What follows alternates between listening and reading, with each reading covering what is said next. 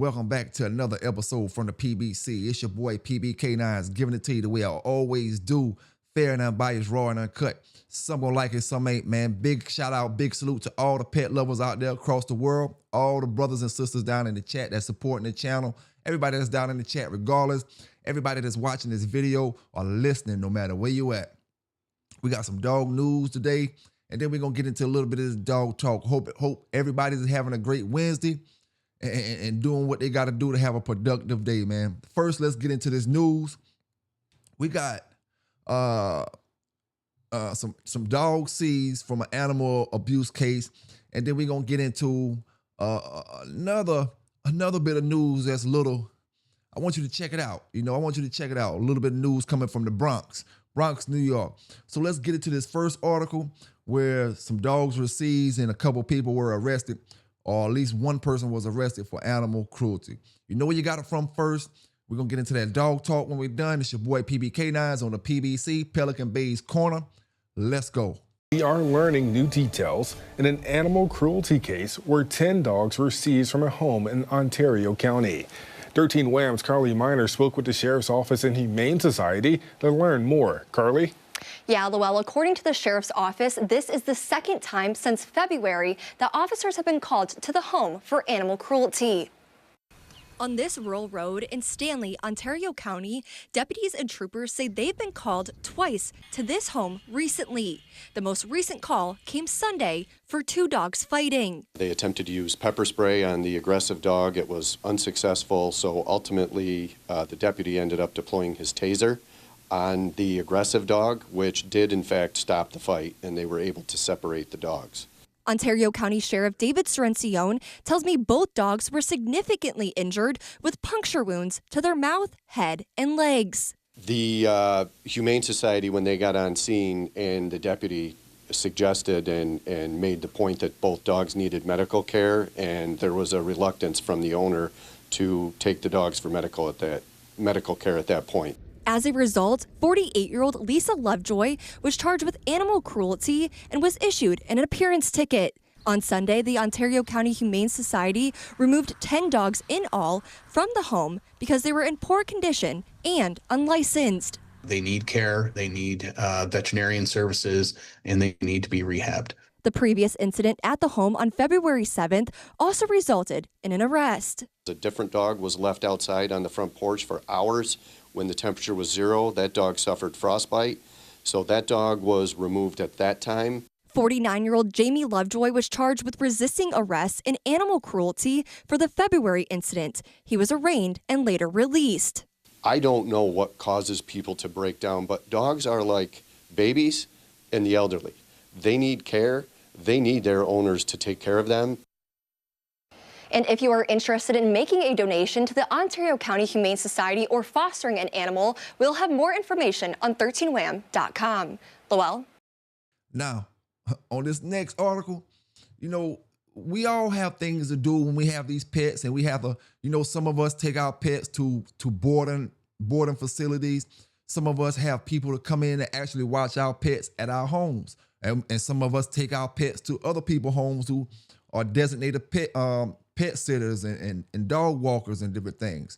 In this particular case, we're going to the Bronx, New York, where a man was missing his dogs or is missing his dogs. And he gave them to the dog walker, the pet sitter.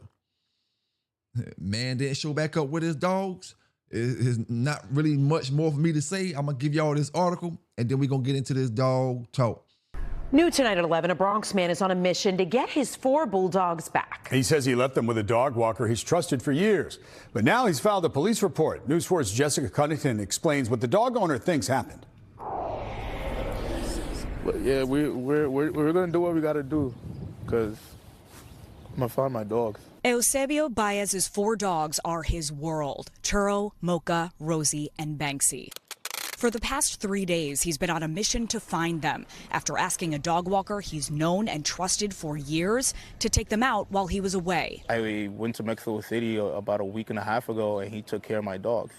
And I came back, my dogs were healthy, happy, everything looked good.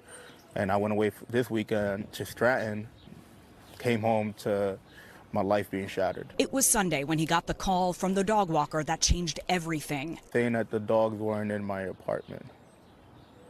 And I said, how is that possible? He said, I dropped them off yesterday at 4 o'clock. Baez said he drove straight home to Riverdale and saw the dog's leashes and harnesses were not inside his apartment. He called police to file a report and says he looked at this Ring camera video with officers that he says shows the man in his hallway with the dogs Saturday. We saw that he left around 5 o'clock and never returned with my dogs on Saturday. He says this shows the man right near the Van Cortlandt Park 1 train station just after 6:30 p.m. Saturday, walking without the dogs. The NYPD tells News 4 the dog walker told them he did not recall if he returned the dogs to the apartment.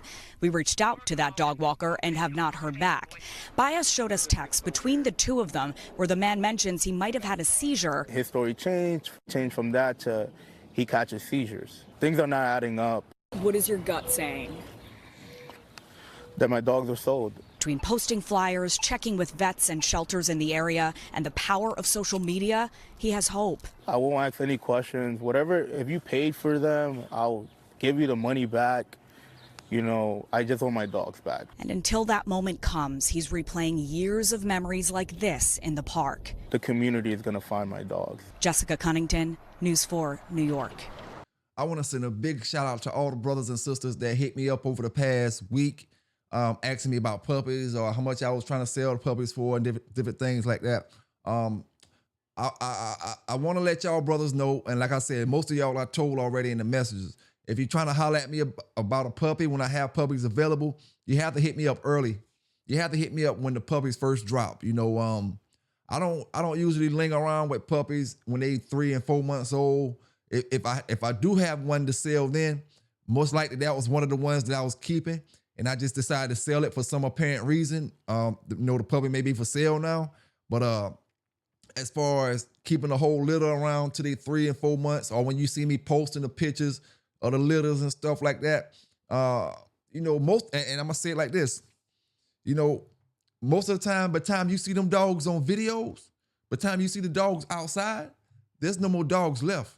You know, and that's the way it's been since I started selling these pit bull puppies, you know, or selling pit bulls as far as, you know, over the past few years.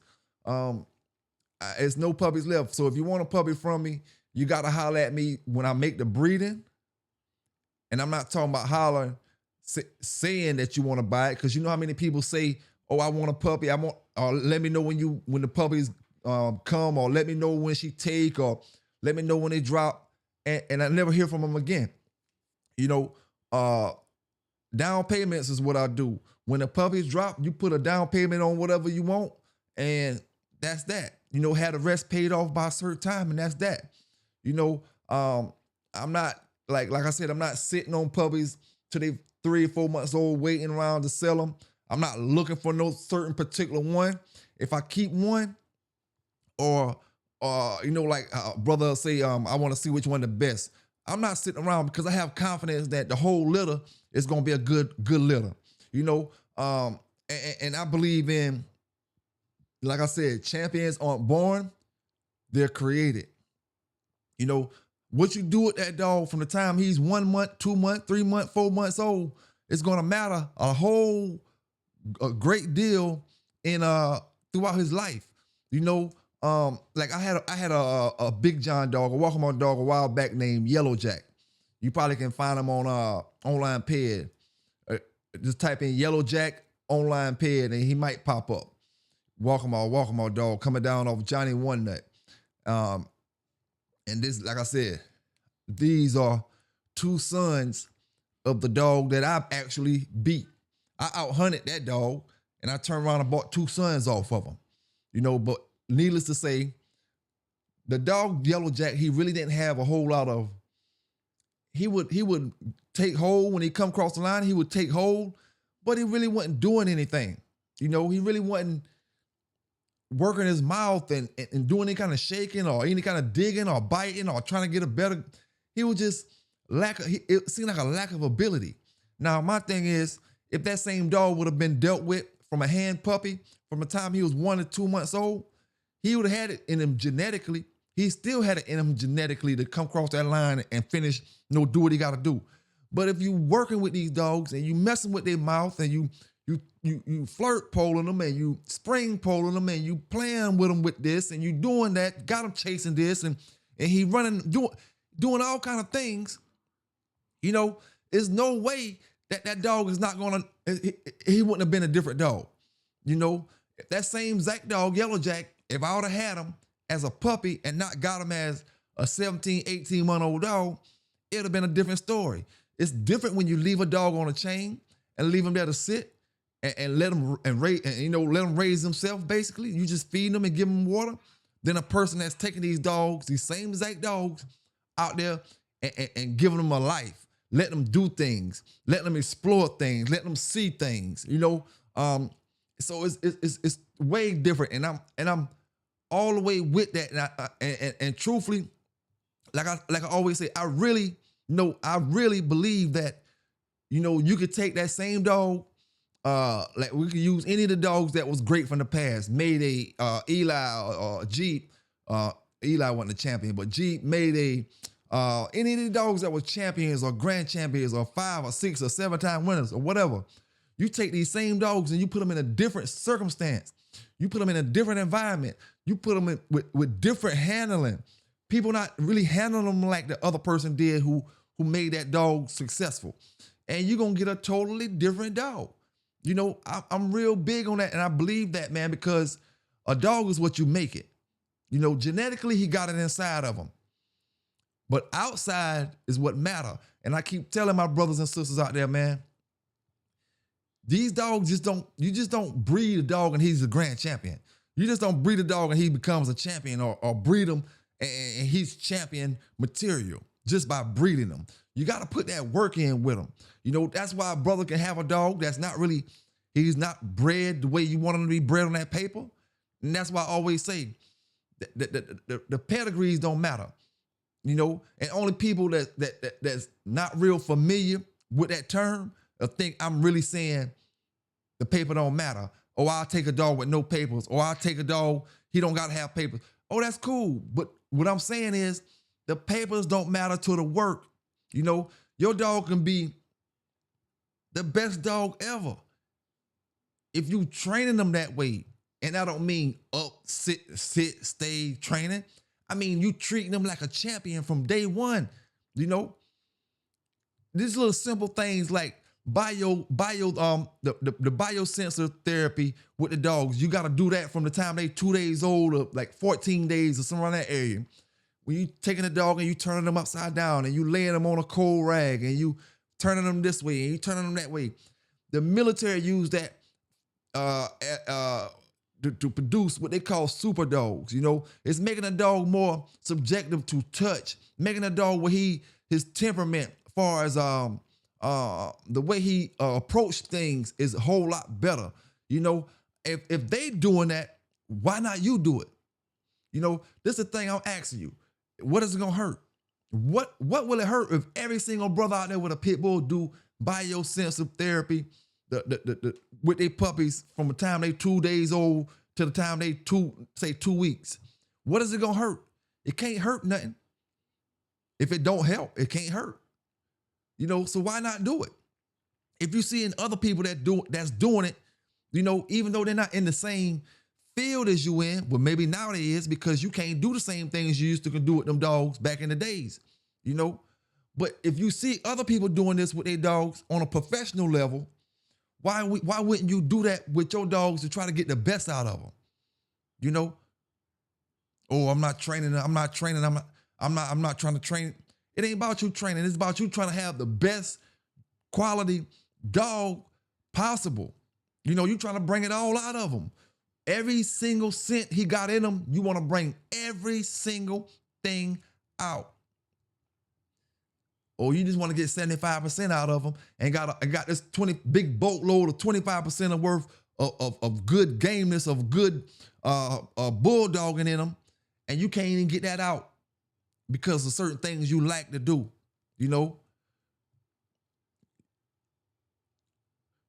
You want to overlook certain things, you know what I'm saying? You want to look past this and throw them on a treadmill. That's a lot of people's main thing that they want to do. Throw them on a treadmill, thinking he gonna run. He gonna run. But that don't got nothing to do with the dog himself, you know? And that's why a daily walk and walking a dog is a whole lot better than treadmill, because of the fact of the bonding time that you got with him. The dog, it's a whole lot different. You know, bonding time with exercise compared to exercise, it's a whole lot different, man. Bonding time with exercise is gonna always overpower strictly exercise. Because a dog will get bored, just like you get bored with training. You got to switch up the treats. You got to switch up the different activities you're doing, especially with pit bulls, because they lack of attention. The attention span is shorter than some of the other dogs that we do training with. You know, I might got 15, 20 minutes to work this Malin while in certain positions and different kind of training, or the shepherd or these other kind of dogs in different stages. I got 15, 20 minutes before they start drifting off. With that pit bull, maybe only give me 5 minutes, but you got to know how to work in that 5 minutes. You know what I'm saying? You know, they're a whole lot stubborn, of course, you know, but you got to know how to, like I say, bring it out of them, man. Bring it out of them. And understand, you know, all dogs are different, but at the same time, you know, a dog is what you make it. You know what I'm saying? You can breed the best dog you want to breed. You can have on paper, he can look like, you know, all gold, platinum. He can be platinum on paper. But when you get him, you know, that's why it's important for people that's selling these great dogs, no matter who you are across this world, for your dog to get in the right person's hands. A dog in the wrong hands is just an accident waiting to happen, and a good dog that's going down the waste, going down the drain. You know, got to get in the right person's hand, man. And I feel like that's one of the most important things when it comes to these dogs, is getting them in the right person's hands. I can't advertise my working dogs and hope to get my working dogs in the great trainers' hands. And I see some of these brothers doing training and stuff. How can you hope for these brothers or sisters to want your dog, or to say, I'm gonna go get me a dog from this brother to go get in this competition with? How can you hope that happen if you don't get the dogs in the right people's hands, and the right people can, when they're in the right people's hands, the dogs speak for themselves, and word of mouth is passed around. In the wrong person's hands, word of mouth still get passed around, but now it's getting passed around saying, oh, that dog ain't nothing, because they were looking for something in that dog that they were supposed to bring to the table, not the dog. See, we as dog sellers, or we as puppy sellers, or we as dog breeders, or we as dog owners, we get the sell, we get the money, but we don't explain to these people, you got to bring something to the table with this dog in order to make that dog right there to be the ace that you want him to be. You know, that's what I'm talking about. You know, you can't, a dog just don't become an ace. Show me where a dog just become an ace at. He got to have an owner that's willing to put him in that situation, and can put him in that situation to be the best he can be. You know, and something like I always say, man, it's harder to find these kind of people when it comes to these dogs, because a person can tell you anything, but once they get the dog, that's a wrap. You know, they don't got to put the dog and get out there and work with the dog and make the dog into a super dog. You know, the dog will be on the chain and never heard from again. So that's why it's always important to pay attention to who you're selling these dogs to, not only for that reason, but for legal purposes as well. You know, you got to be careful who you're selling these dogs to with all this shit that's going on around in 2026. You know, you be done sold your dog to the wrong person, and they want to use it for some other situation, and they get you in trouble. It's something you didn't even know about. And I'm gonna say this while I'm on that topic. You know, no matter who it is, from Washington State to California to South Carolina to Maine to Florida, no matter who it is, nobody 100% can really tell what the person is getting their dog for, if they're gonna do what they actually say they're gonna do, and if they're not gonna do what they say they're not gonna do. Nobody knows that. I can be thinking I'm selling my dogs to a great person. They get the dogs and ruin them, take them out, fight them, get busted with them, get all in trouble, go to jail, dogs get seized, and it leads back to you. You didn't know none of that stuff was gonna happen. I don't care if you write it out on a paper. You know what I'm saying? I don't care how you do it. It'll lead back to you, and you didn't know anything about it. So you have to do your job as well to try to read some of these pet owners, man, and see what their intentions are. I'm gonna say it like this, right? Sometimes it's best to get less if your dog gonna get to the right person. I can sell this dog to that dude over there for $1,500 or $2,000, but I ain't quite sure about him as a pet owner.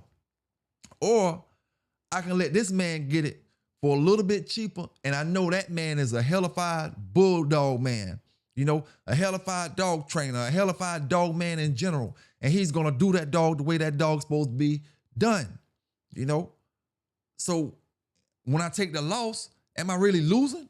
Because at the end of the day, my dog is gonna be on a level up here. When I made more money selling my dog to another person, I made more money, but the dog was on this level down here and never made it to the public, where the public eyes, where the public can hear, oh, this is a hellified working dog. This is a hellified working dog, because I took more money. I got paid big time in the front end, but on the back end is what we're talking about. On the back end is what you need to be worrying about with any dogs. I don't care what it is. I can sell Malinois all year long. Belgian Malinois dogs, police dogs, the people that don't know what I'm talking about, the police looking dogs, the Maxes, I can sell them all year long. But if they're not getting to people in the right hands, to serious dog trainers, to serious people that want to own these dogs, when I'm sitting back and I'm wondering why so-and-so don't know I got these kind of dogs. Or you see these celebrities come up and they may want these breeder dogs here or these breeder dogs there. You be like, well, I'm out here like that. I'm out here in the public eyes. How come the public don't know that I got these kind of dogs? The public don't know you got them dogs because you running to the money, the more money, and you getting it to a less qualified person to own dogs. A less qualified pet owner. And you want to get your stuff to the top quality. When you raise these puppies and you worm them out and you give them their shots, your job is not over. Your job continues as you sell these dogs to other people. You got to make sure that they're going to a person that the dog is going to benefit from. That's what it's all about, man. That's what it's all about. Because if the dog just, like I said, if the dog just going to have a bad ending, why let that dog go? Just for the money? And sometimes, we can say, oh, yeah, just for the money. But it's all about the back end, man. On the back end, on the front end, I took less money, but on the back end, I made more money. Because that person that I took less from, even if it's giving that person a dog for free. You see, it's different. It's two different things.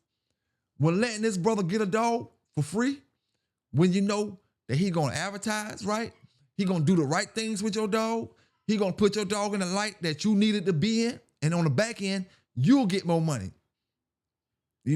Or you can give it to this other brother on the front end, you can sell it to him. No, I say giving it. So if I give him the dog and I know he gonna do right with it, that's different. I give him the dog and he just gonna fuck it up and then say, oh, this dog wasn't this or this dog wasn't that or this. It don't help me. And then comes when it comes to giving. This is a situation as well. When it comes to giving, a lot of people, when you give a lot of people certain things, not everybody now, everybody don't do this. I gotta say that. Some people you give great dogs to because you give it to them. they don't treat it the same as they spend their hard-earned money. That's why them brothers say when you paying $2,500, $3,000 for these dogs out here, you gonna treat that dog like you paid $2,500 and $3,000 for that dog. You know? And sometimes that's good. Sometimes it's bad. Especially when it's working dogs, it can be a bad situation because you're not allowing a dog a chance to work because of the price you paid on them, and you just going strictly to the breeding. Or I'm just getting them for and I'm saying this if you don't know that dog's coming off working stock.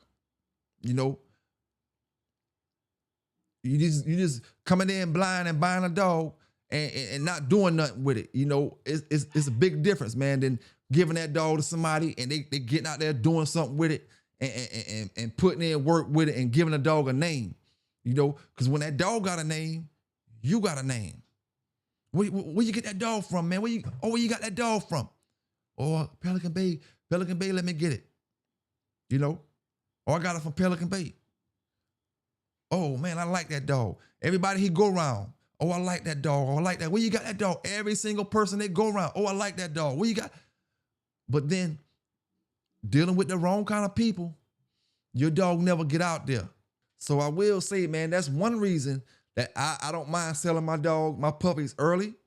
You know, I don't sell grown dogs unless, like I said, anything, I'm gonna say it like this. Anything can come up. Anything can come up and a grown dog can have to be sold. I gotta sell I'm selling everything. I'm selling these too. You know? But check this out, right? Imagine me sitting on 2 grown dogs till they a year old. Not grown, but 2 young pups till they're a year old. And then I'm gonna sell, I got 3 dogs, 3 puppies. I'm gonna sell 2 of them when they turn a year old.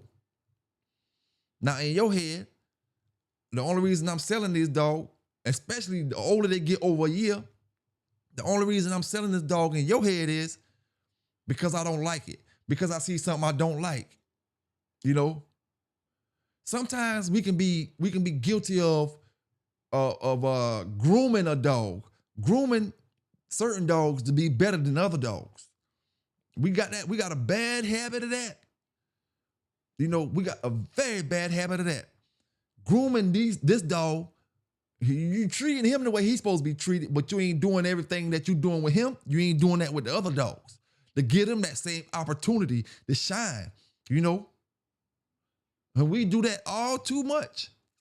You got to give all the puppies opportunity to shine, and then you can say, oh, this dog doing this or this dog doing that. A lot of people, they'll groom the ones, you got one dog from Pelican Bay, you got a puppy from Tom Garner, and then you got a puppy from Mr. James Crenshaw. I'm going to use me because I'm saying my name wouldn't have been as big as Mr. Garner or Mr. Crenshaw, especially in the 90s.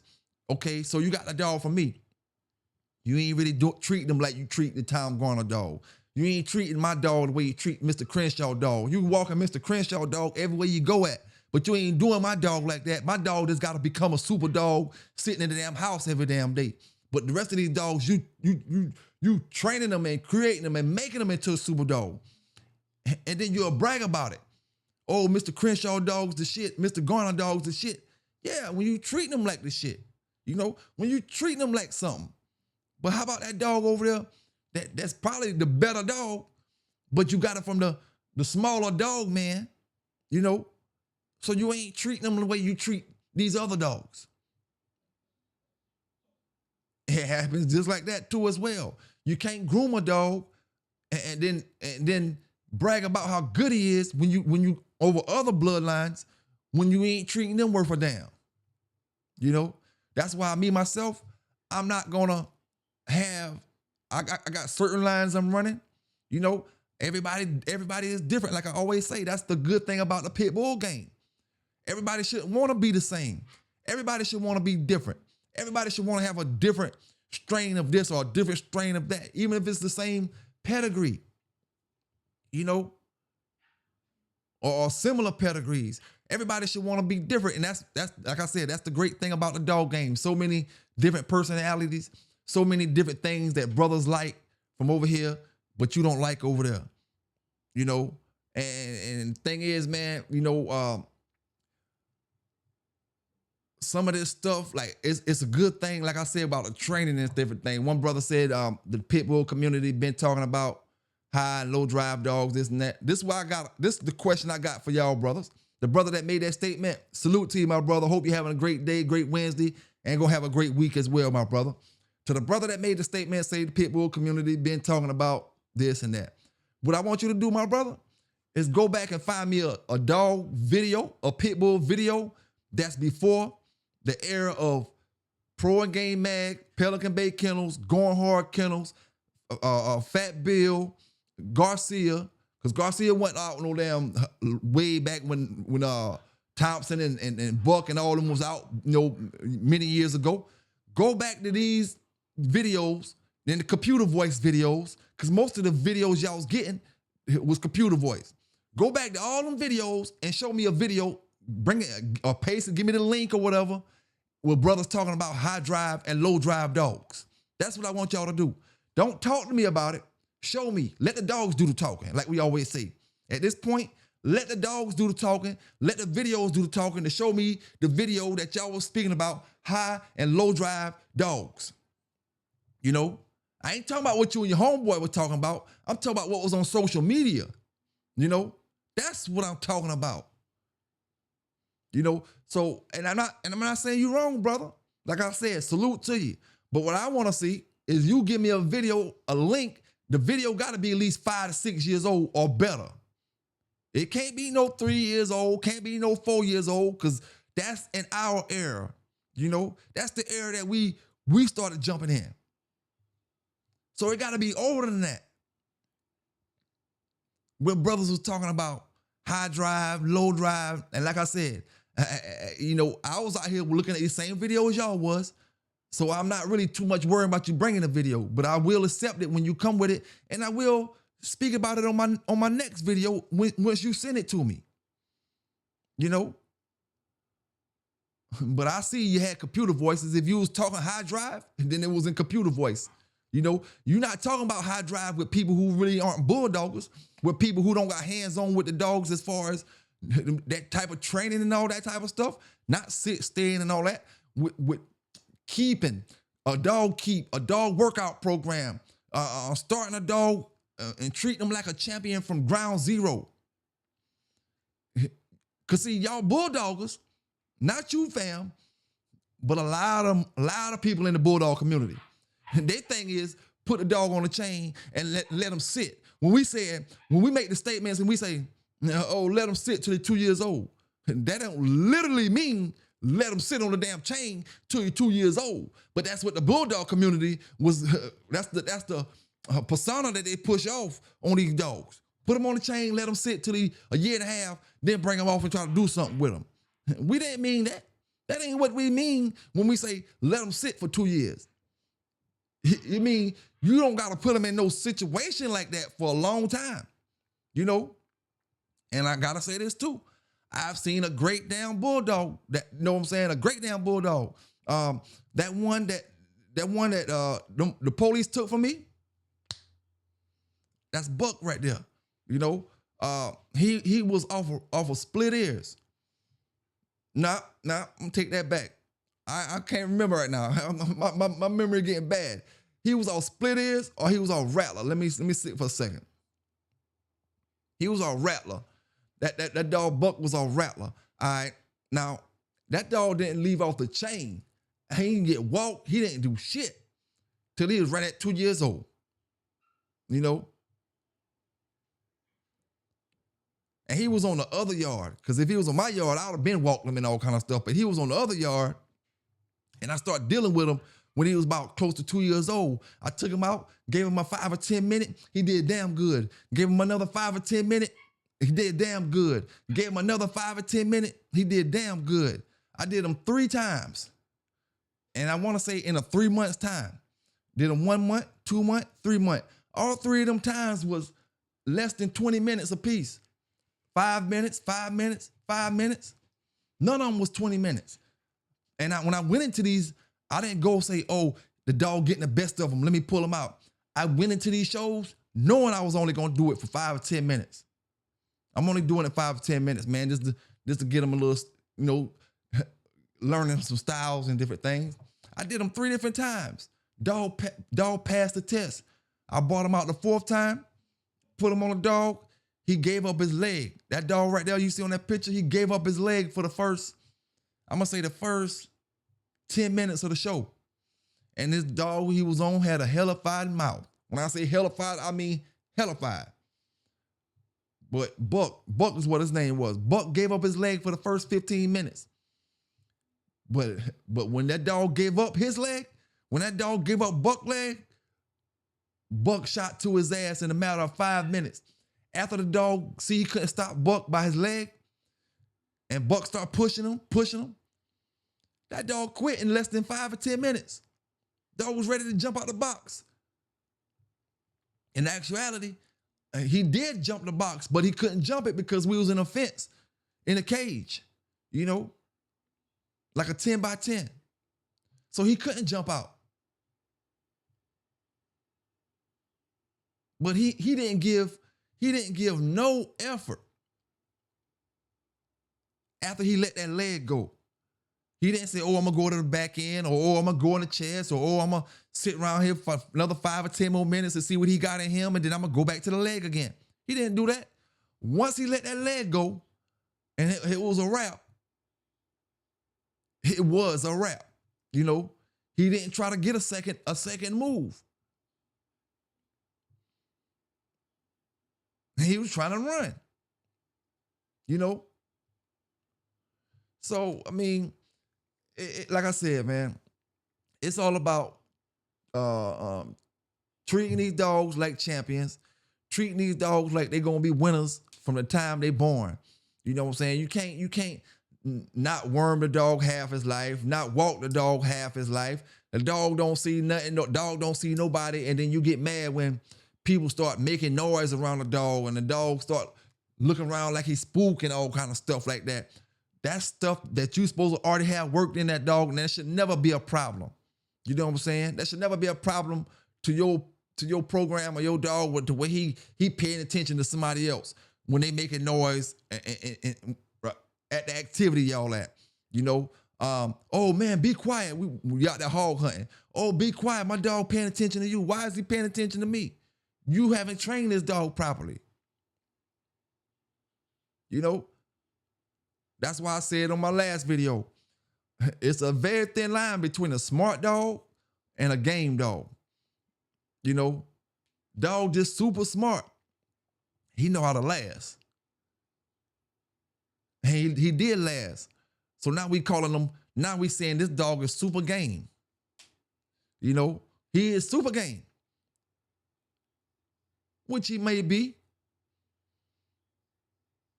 But it gotta run neck to neck, in my opinion. Gameness and smartness got to run neck to neck. Now, is it possible for a dog to know that he's not game?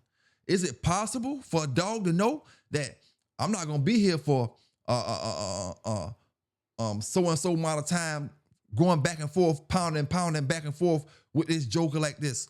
You know what I'm saying? Using all my strength. Is it possible for a dog to know that, and a dog to know, come out, do what I gotta do a little bit, let it ease back, stay out of danger, ease back, stay out of danger, ease back. Just like them boxers we was talking about. We get mad and we say we don't like to look at these brothers fight, this brother fight or this brother fight, because it's not interesting. What about the dog that's just, all he's doing is staying out of danger? All he's doing is protecting himself, playing the defensive role. His offense didn't really kick in until he was close to an hour. He did a little something here and there, but at the hour mark, he started really pushing. He started digging deep, doing things you haven't seen him do before. Because he was smart enough to let the other dog tire himself out. Like I said with Bo hardest match wasn't the biggest kennel that I went into. Bo hardest match that he ever went to, and I can remember this shit clear as day, was a red boy jocko termite male named Esco. That was Sambo's hardest match. Not no Johnny One Nut, not split ears. You know, none of them dogs was his hardest match because it would have been a different show on Split Ears if I would have schooled him to a back end dog before I took him onto that back end dog. He never been on a back end dog like that. For one, it was two things going against him that day. The weight of the dog, because the dog was bigger than he was, and the fact that he never been schooled on a back end dog. You know, Bo was a lay down dog, like I told you. He would lay down on a dog. You know, so that back end shit, he never experienced that. He never felt pain from the back end. And he still didn't feel pain from the back end. You know, I only stopped the show because his leg was swole. He never stopped. He was still gonna come. But common sense told me that he would have died if I would have left him down there. So I picked him up, you know. But his hardest match was against that Red Boy Jocko termite dog. Red Boy Jocko, however you want to call it, because termite coming down from the same stuff.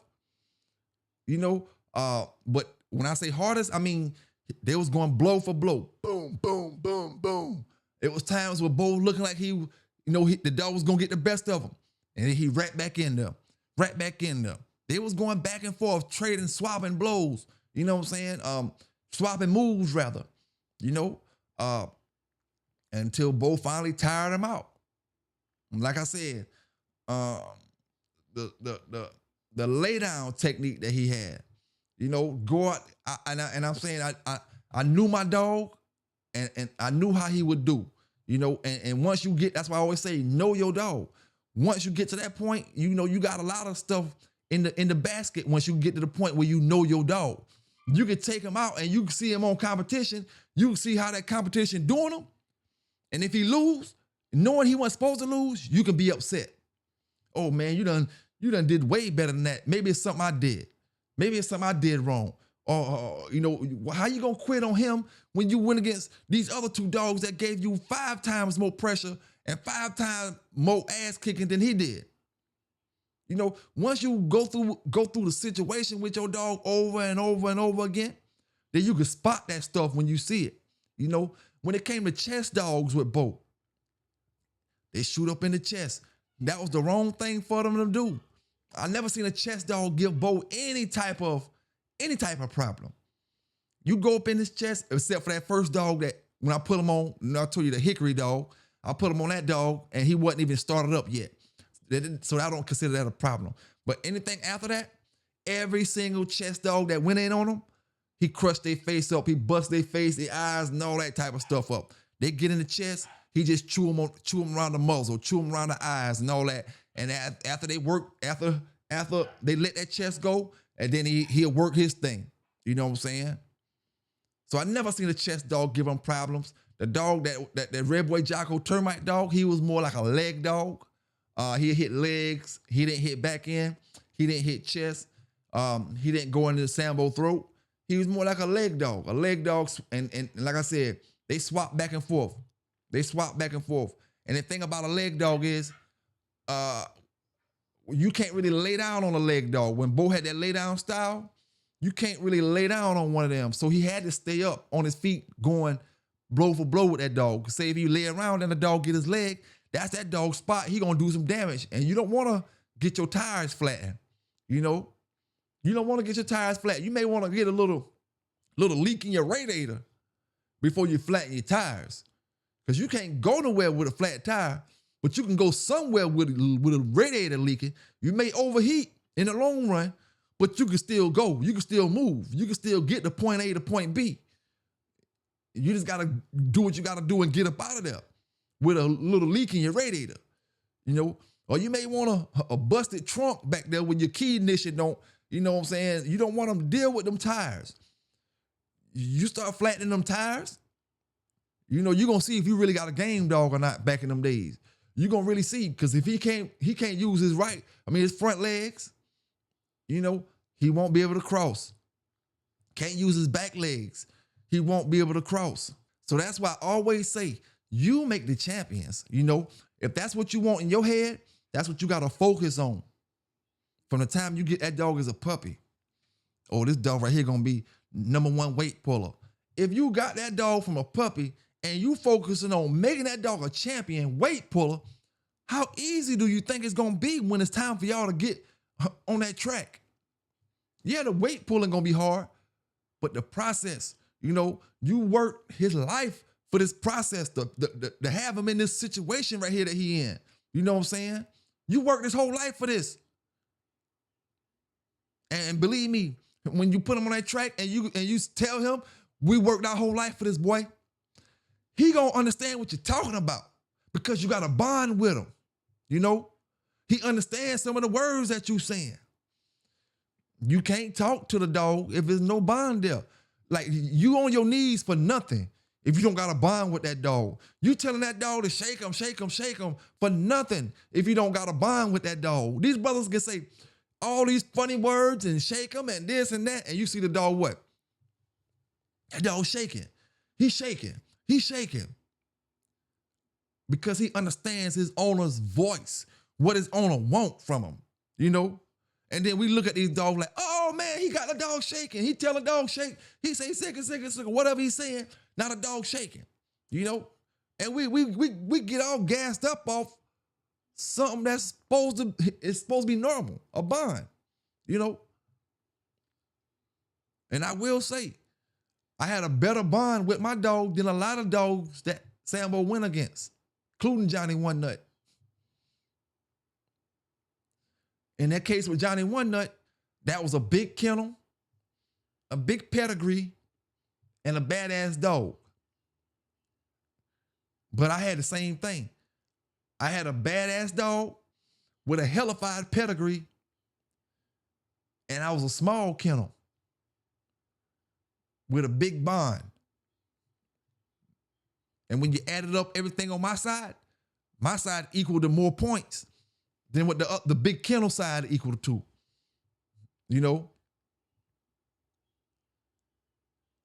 They couldn't get down and talk to Johnny One Nut like I could talk to Sambo.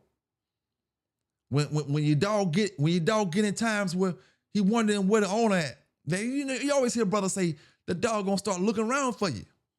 When he looking around for you and wondering where you at, them the brothers that got bonds with their dogs. Like I said, I'm a firm believer, man. A dog is not a dog no matter who got the dog. A bulldog is not a bulldog no matter who got the dog. That person who,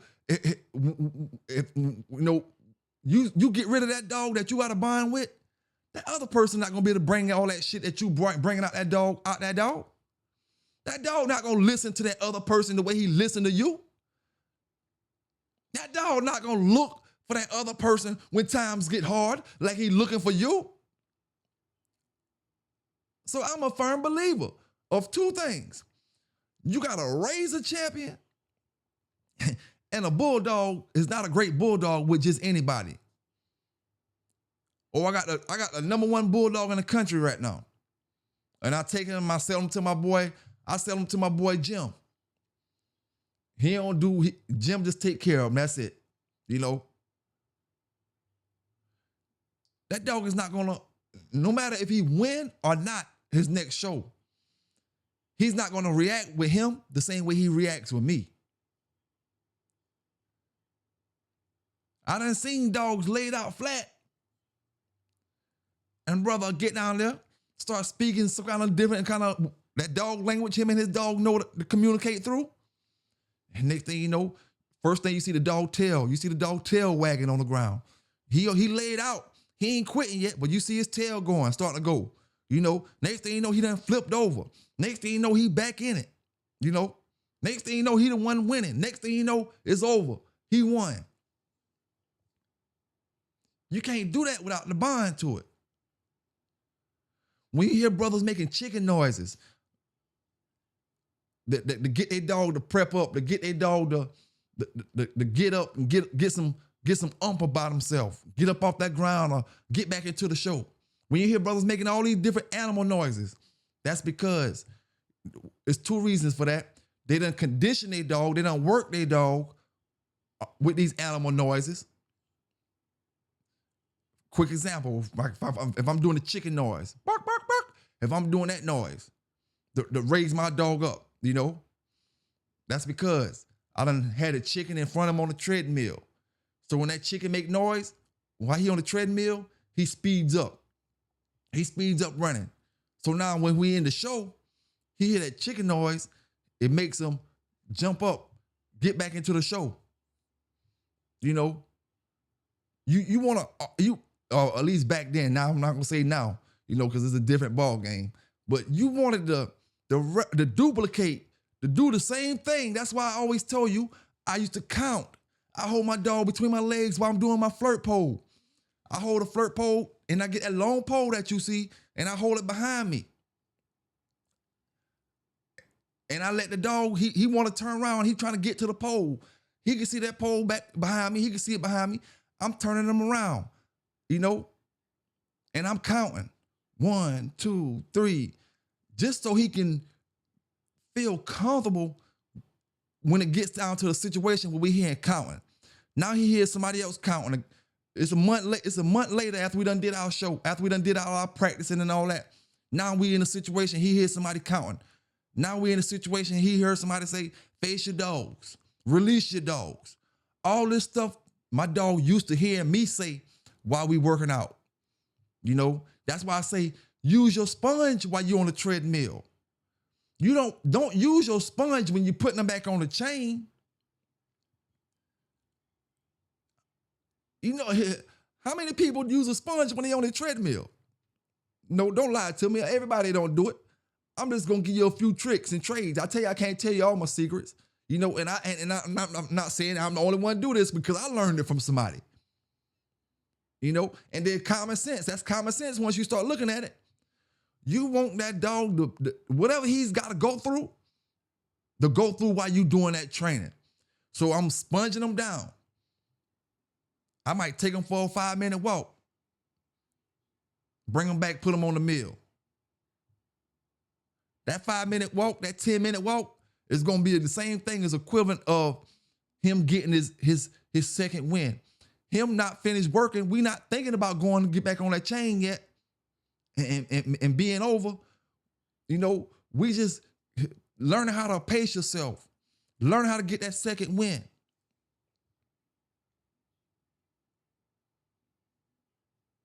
And you ever notice when the dog's on a treadmill, they don't get their second win by running full throttle. How they get their second win? By slowing down, getting to a small trot, maybe even a walk for a few minutes, and then they speed it back up. That's why brothers will always say that walking the dog and running the dog on a bicycle will always outdo a treadmill because that's what you're getting automatically. You know, where a dog won't run on a treadmill and you're not sure because he won't work on a treadmill, you take him and walk him and run him on a bike, you're going to automatically get him to start slowing down sooner or later. He may start off kind of fast, but he'll slow down. And if you're doing this every single day, 5 days a week, you know, a few days a week, he'll learn how to do all that. He'll learn how to stay. I gotta get right because I'm trying to follow my owner, you know. And when it came with me, it wasn't like, oh, take the dog out walking and he not gonna go out walking no more. I may go out 5 different times that day walking. He going with me every time. We're not keeping track of nothing. We're not counting nothing. We're not seeing how far we walk. No, none of that. We're not worrying about that. We just going. And like the dog Nitro that I had, that was all Critized and Shakur. I didn't have a bond with that dog. You know, I turned that dog to a winner, but I didn't have a bond with him. You know, we gonna automatically go down there and start thinking we could talk to the dog, or the dog listening, the dog coming back. But I didn't have a bond with that dog, so my words went in one ear and out the other. But when you talk to dogs that you got a bond with, man, listen here. I done seen it. Brothers get down there and they say these words, and man, these dogs shake instantly. These dogs go to digging in different areas instantly. The dog let this part go and shoot to the rear end instantly because he know what his owner want. And dogs want to please. You know, even in situations, dire situations where their life is on the line, he's still trying to please you. You know? So that's why I said, man, I'm a firm believer of if your puppy or whatever working dog that you got get in the right person's hands, it would benefit that dog 100%, 150%, you know, compared to just getting them to somebody for some money. You know, getting them into the right person's hands is what it's all about, man. And knowing that bulldogs are created, not bred. Bulldogs are bred. Yeah, we could breed great bulldogs, but champions are created. You don't just have champions, just put him on the chain, he becomes a champion. You got to mess with these dogs time to time, man. Put a little effort into the situation.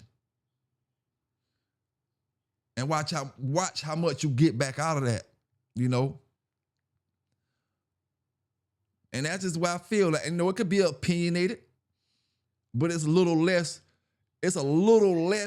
from opinionated going more towards the facts in this situation, because it don't matter if you got them working the hogs. It don't matter if you was putting them in the box. It don't matter what it is. That's why I say it's going more towards the facts. The person with the bond with their dog, you know, it's going to be a whole lot different than the person without a bond. You know, so I mean, and like I always say, man, in this particular situation, I like to hear anybody's story, you know, when it comes to what kind of success they had with their dogs, or what they did with their dogs and different things, or how they brought their dogs back from the dead. You know, you got brothers out here that got dogs that got beat, right? Dog got his ass whipped. And like I said, these brothers, they sit around these squares, they sit around these boxes, and they can see the dog. They can look at that dog. They know the owner. They know that owner. Even if they don't know the owner, they can look at that dog and tell that the owner didn't put his all into the situation. He tried to condition that dog to give his all, but you didn't put your all into the situation beforehand. Now the brother around the square, he's like, okay, I'm gonna get that dog, and I can bring a whole lot more out that dog than what he did, you know. And that's another situation, you know, where you get a dog, because these dogs smart. These dogs aren't robots. So you got a brother that took him from a bad situation. That dog know he was in a bad situation, and he know he got a better owner now. You know, this brother doing all kind of shit with the dog. You know, taking the dog all kind of places, doing everything with the dog, taking the dog swimming, going to do this, and this the thing.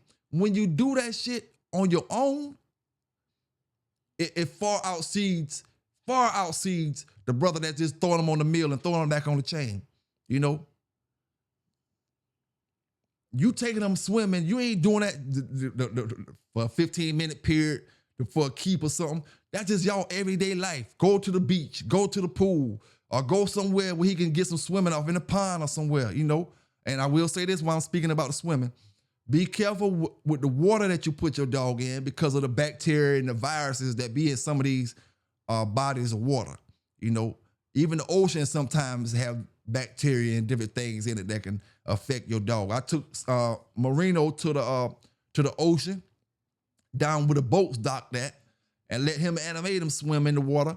You know, and I did the videos for that as well. I think they deleted now somehow or another. I can't remember what happened to the videos, but that whole 2 weeks, he been scratching like a motherfucker. You know what I'm saying? And I know he never did it before. And so I know it's something that he got in that water. Something that made his skin dry, or something that had him scratching and itching in that water that he was in. But that's nothing. We talking about just in case your dog digests something in his system, in some of these bodies of water that can make him ill, or you know, even be more harmful, you know, be harmful enough to kill him. So you got to be careful in that water. But just saying, the brother that's just taking these dogs out and doing things with them on a daily basis, or you know, every so often he taking them out doing this, he's spending more time with that dog, he gonna get a better result out of that dog in the long run, man. That's almost proven fact. That's almost a proven fact, man. No matter what the bloodline it is. You can get a Mayday and a Big John dog and it's supposed to be some of the best shit around. And I go get a dog from the dog pound, a game dog. I don't know what bloodline he is. Dog from the dog pound. And I give him a life he never seen before. I treat him like he never been treated before. That dog gonna act up for me, you know? And same reason I tell brothers, these dogs, like when they come to Mellow Yellow, she get human aggressive sometimes, but it ain't, none of her puppies are human aggressive. None of her, she not coming from a human aggressive family. It comes from me giving attention to a dog. You give a dog attention, what you think that dog gonna do? Let somebody come up and fuck you up? I ain't talking about a dog that you just take out here and there. I'm talking about a dog that you deal with every single day. He's supposed to growl. What you think he gonna do? And I done seen them all do it, you know? I had another one. I was walking him. He had a bit of human aggression in him. Walking him at nighttime. Somebody walking towards us. All I can hear is him growling, and I can feel it through the leash, him growling. Because he want to protect his owner. That goes back before we was even born, thousands of years ago. Man and dog relationship. The dog's supposed to protect the man. This is how I eat. This is how I drink. This is how I have fun. Why am I gonna let somebody hurt you? Who is this person coming up towards us? And then it goes back to these dogs get sense things. You know, they get sense when people have bad intentions, you know, or they're not right. So all that go back to that, man. You know what I'm saying? And like I said, I ain't gonna keep y'all brothers and sisters here too long. Y'all just treat these dogs like champions, man. Treat these puppies like champions no matter where you get them from. Represent your line, your dogs or whatever you got. I always say, take pride into what you got. Don't let nobody else talk you out your shit, you know? Take pride in what you got, man, and try to build that up to whatever level you're trying to get it to, you know? And like I said, anybody that was asking me about puppies, man, I appreciate all y'all brothers and sisters for asking me, you know, about the prices and different things. But just remember what I said. When you see me making up breeding again, start hollering at me then. You know, I'm not gonna do any of the deposits, because it wasn't even deposits. I was taking $100 from a couple people in order to hold your place to get these dogs. I'm not gonna do that no more because it backfired on me. You know, it's not a deposit because the price of the dog far exceeds that $100. You think a deposit is $100 on a $2,000 dog or $2,500 dog or $3,000 dog? You think $100 is a deposit? Nah, that's just so I can pick that phone up and let you know, yo, these puppies drop. I got 7, 8 puppies. They drop, man. What you want to do? I'm calling you first. I ain't called nobody else yet. That's what your $100 has made me do. You know, that's what the $100 is for. Not for me to all the puppies getting big and you thinking because you gave me $100 that I'm gonna save the puppy for you. And all these puppies 5, 6 weeks old now, and you gave me $100. You think that's gonna save? No, man. I'm about to sell them dogs, and that's a wrap. I did what I'm supposed to do. I called you. I let you know, yo, these puppies ready, man. They ready. They here. You know, I busted my ass to take care of these dogs. I had health issues this year because of these damn dogs, trying to do too much at one time, you know? Too much at one time.